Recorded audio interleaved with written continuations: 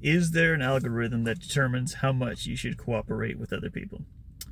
Now, you may have heard of the prisoner's dilemma, and it's basically a matrix or a way to simulate um, the outcomes for cooperation versus not cooperating, defecting is what they would call that in the simulation. And essentially, if two parties cooperate, and then they each get 3 points. If if they both do not cooperate, they each get 1 point. If one wants to cooperate and the other defects, the person who defects gets 5 points, and the cooperative one gets 0. So there's a very low incentive to cooperate with someone who is actively not cooperating with you, right?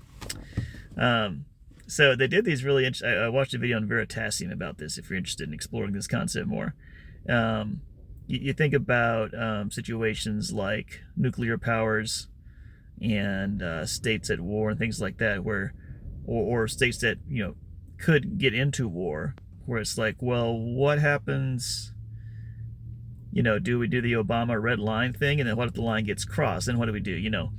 And so they ran some experiments using this framework, and they had different people submit different software that would use its own, essentially its algorithm, to decide whether it would cooperate or defect. And they had the ability to respond to how the other software cooperated or did not cooperate, I think. Or maybe it was against the... I'm not sure if it was against the other software or if it was against the sort of baseline testing software. Anyway, it's really quite fascinating. The software, the algorithm that did the best, or consistently was very good, I should say, was the tit for tat, which was if the other party defected, and then your software would defect as well. And then if the other party cooperated the next round, then your software would cooperate.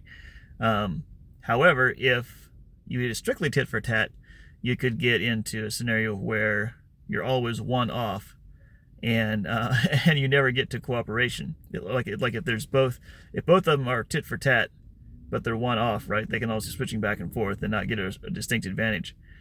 And so if the sort of general conclusion was that the generally best algorithm was the one that was mostly tit for tat, but with a little bit of forgiveness thrown in there. And so once in a while sprinkling in, even if the other party defected, once in a while you give it a cooperation one again to potentially get out of like loops, like negative feedback loops or whatever. So pretty interesting stuff. And it's the Old Testament has the eye for an eye, right? The New Testament has turned the other cheek. And this algorithm kind of uses a bit of both, if you will. And so can you figure out moral problems through software? Probably not. But can you figure out strategies that might help you in the real world with software? Possibly. While I am a big believer in the turn the other cheek, I mean, I say big believer, like, why wouldn't I believe it? It's in the Bible. But there's sometimes situations, I think, where it's not a strictly adversarial relationship, right? Like maybe it's with a co-worker, an employee, or something or another, or just a relationship in some other sphere of life, where you're not retaliating, but you're responding in a way to where there are consequences for someone else's bad behavior. So it's not just I'm fine, I'll continue to cooperate 100% with you despite your bad behavior. No, there's going to be some consequences.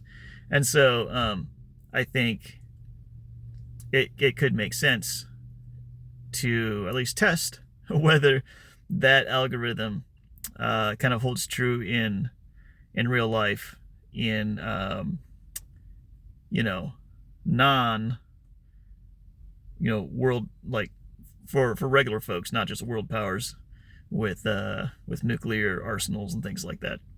So anyway, if you want something interesting to tickle your brain, look up that Veritasium video and consider The Prisoner's Dilemma.